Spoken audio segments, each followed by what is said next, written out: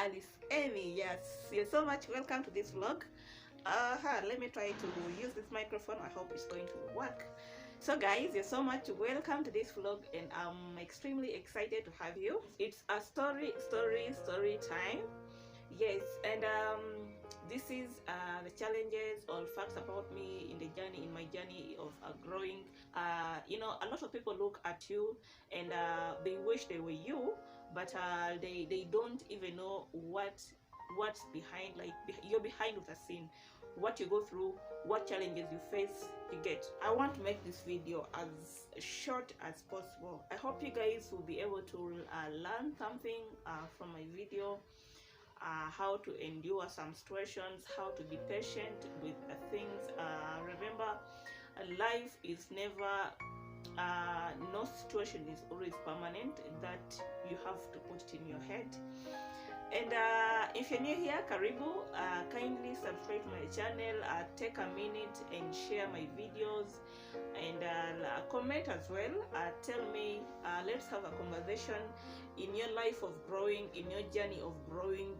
How has everything gone?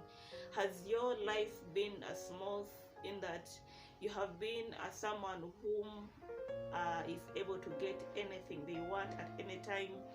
Are you as a kind of a person who had been struggling with life from the very start, or from the very time you got to know, you got sense in your head that you know you are someone, you are a person? Yeah, so for me, let's start. So guys, let's start. 12 years ago, I did have a job. I was just from the college, and I needed a job so badly because I was staying with my auntie, and I won't say she was well enough to take care of me. Okay, she was, but I didn't want to burden her more, because at the end of it all, she was giving me shelter. So I got my first job was as a waitress, and by that time, guys, I was really looking so bad. I wish I have photos to share with you, and to see like my status on how I was by then. And it was a hospital, and in that hospital there was a canteen for the doctors. Specifically, doctors could go there, and nurses, they could go there and have lunch, and yes, lunch, breakfast. So my first day at work wasn't good. I was so bold. Those doctors were people who have money, and then they told this woman, why did you bring this village girl? Look at how she's looking. She's all dressed up funny. You can't bring us as this kind of person to serve us. You get us? You get it? Yeah. So imagine they were telling her all that in front of my face. Now you all realize how you can feel if someone makes such a statement. It's your first day at work. You do not have a job. You need a job. Hey, I got so demoralized, and I didn't go back the next day. So the next day, I told my auntie, by the way, me, I'm not going back to that place. I'm not going back. So she was like, okay, it's okay. She asked me why. I told her. So on that very day, another friend of hers told her, I need cleaners. We have a temporary job. We are going somewhere for 3 days. If you know someone, you can recommend me. So she was like, I have a daughter of mine. She's at home, and maybe you can give her a job. So guys, this was a temporary project, I can say. Can I call it a project?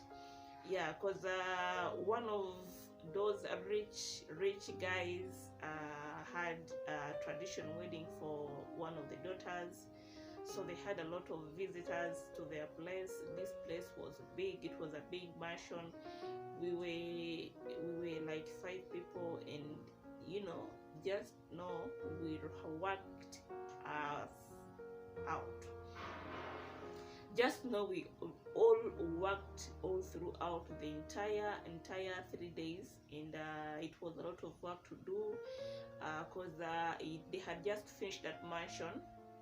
Sure. So there was a lot of cleaning, and then there were a lot of people. The work was really so much, but I tried so much. I did my very best, and after the 3 days, I came back home. I came back home sick, imagine, and the very money I was paid, it's the same money I used to treat myself out. Yeah, there was no, because I was sick for like 5 days. So after I come back, and that woman was interested in me still, because she loved my work, because she saw that I was committed, and I used to do my work well. So she told my auntie, I want to give your daughter a job. I have offices that I'm managing. It was a cleaning company, so she was like, I have offices I manage, and I need cleaners to that office. So we put like 3 people. It was a big apartment. It was very big with a lot of offices. So it had like four floors, 4 to 3 floors, and they used to give us as per each floor. So I used to have like 6 offices, and all those offices you're meant to clean them thoroughly clean, and ensure that by 8 you're not in. They are clean, and every day, guys, it was a lot of work to do. You know, cleaning is not easy. It's easy when you're doing it at home, but if you're doing it like a job, man, it's a lot of work. You get so tired. So I used to do that kind of job for a month. I'm one person who is determined, focused, and I make sure whatever I do it with love and with passion. So much as it was a cleaning job, I always made sure I do my work at the very best, and she used to like me so much because of that, because she never got any complaint in my offices like she used to in the other offices. Yeah, so I worked, guys. Working as a cleaner is, I think, is the most tiresome job I can say. By the time you finish the first office, go to the second office, go to the third office, all those offices you're cleaning, you're dusting, you're cleaning the toilets, cleaning, dusting, cleaning, and the big offices. You have to clean the windows, you have to, all that kind of work. So I reached a time and I felt my body was so tired, like it was really tired. I now began getting back issues which I used not to have. So I began looking for another job, and when I got another job, where that was a supermarket. So for the supermarket, it was not so hard, but before leaving for the supermarket, I had to of course tell her I'm leaving, I've gotten a better job, and she was so sad. I did not have to just leave anyhow, because she was a friend to my auntie. So we had to tell her that I have gotten another job. That's why I was leaving. Where she was so mad. She didn't want me to leave. She wanted to add me some little money, but if I was to compare, still it was the other job was paying me times 3 what he was paying me. and I just had to leave because I had even begun getting back issues. My back was paining, so I went to the new job. For the new job, they used to give us free breakfast, free lunch, free evening tea, transport allowance. So I used not to spend on my salary because I was not even paying rent. But I used to make sure that every month, every end month, I'm able to do what? I'm able to contribute something at home, and maybe do shopping, or give a tip to my auntie. That happened for like 2 to 3 months, and she began complaining because, you know, for the supermarket, for that specific supermarket, when on public holidays like on Christmas, on first Easter, Eid, we used to extend, and we used to close at midnight. So by the time I get home, it used to be 1 a.m. So she used to get annoyed, and she was like, I'm coming back home. She could not believe I'm from work. Maybe to my knowledge, I think she thought I used to leave work at 10, go meet people or men, and then get back home, which used not to be the case. I feel tired. Let me try to put this thing here. So which used not to be the case, because even by that time I never had a boyfriend. I was not dating, and I tried to explain to her, but she did not accept. She insisted that she wanted me to reduce on the working hours, and of which it wasn't my own. It's not something that it's me who was. It's not me who was to tell what time I could leave work or what time I could get home, because that was from my bosses. We used to leave at 10 mostly. Once in a while I leave at midnight. So one day she just woke up and told me, Alice, you have to leave my house. I can't be with someone who is coming back home at 1 a.m. 1 a.m. Guys, I was so heartbroken, because, you know, I'm like, I don't have parents. I didn't have where to go. I was very stuck. I was like, now where am I going to go? Like, where am I going to go? So I spoke to my friends. I had made a few friends at work, and then these two girls were staying together. So I spoke to them, asked them, by the way, my aunt has kicked me out of the house. I don't have where to go. She's telling me to leave. I don't have money to rent, because I just got this job just of recent, and the money I had gotten for the past 2 months, I was still spending it at home. So for them, they were like, it's okay, you can come and stay with us, and maybe after, as you plan or prepare to get somewhere where you can stay. So I got home. She told me, pick, that day I was even off, she told me, pick anything you want in this house and leave my house. It was so sad. You don't have parents.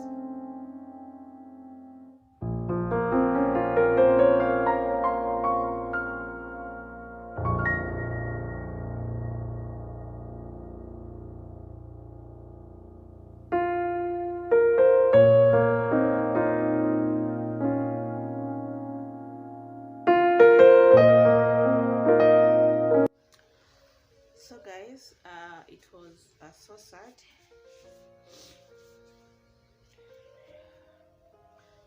That I didn't have where to go, but you know, she said I had to leave.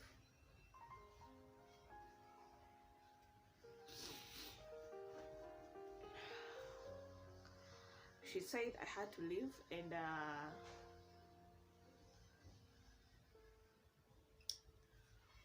she told me I can't forget those words she mentioned to me. I can't like I can't forget those words that she said to me. She told me, pick anything you want and leave my house. And guys, let me tell you the fact. My makeup has gone off. Let me tell you the fact. By that time, like, for me, it was all about a job. I needed a job. I needed a job so much because I don't like. I'm a person who doesn't like depending on people. Like, I'm a woman. Sometimes you find you realize you don't have. You need some to eat some. Like, sometimes you feel there are things you need to have at least some money. So I left my auntie, and she did not even have a second thought of after she told me I should leave her house. She didn't have any second thought about it. And I left. I began staying with my friends, and then my friends, remember I was working, so we were cost sharing. So life, okay, I had that. I was heartbroken for being chased from her place.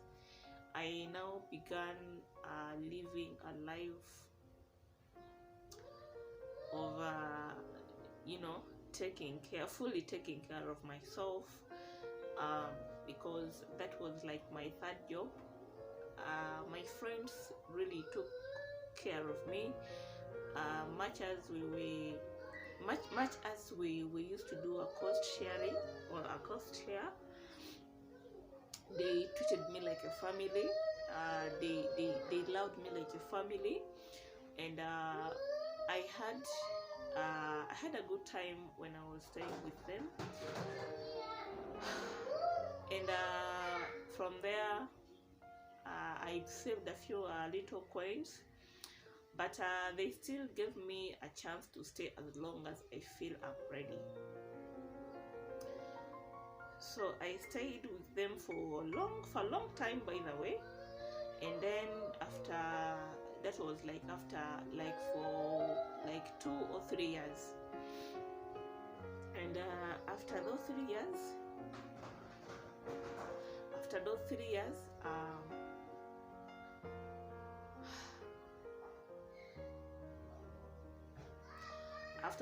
years, I now began staying alone. And now after those 2 to 3 years, she began looking for me, and she wanted me to go back home, that she's sorry for sending me out of the house. Me, when I left the house, I said these words. You have just me in my heart. I did not tell her, of course, but I just said this in my heart. I told this to myself. I told Alice, from today, you have to know that you are alone. You are staying alone. You are taking care of yourself. The way you take yourself or your life depends on your decisions, not anyone's decisions. So you go to make sure that you do proper decisions and not mess up with your life. And I promised myself not to go, if even I'm suffering or I'm sick or I'm in a situation whereby I don't have food at all. I promised myself never to go back to her, because after I was sent out of the house, now they began counting for me.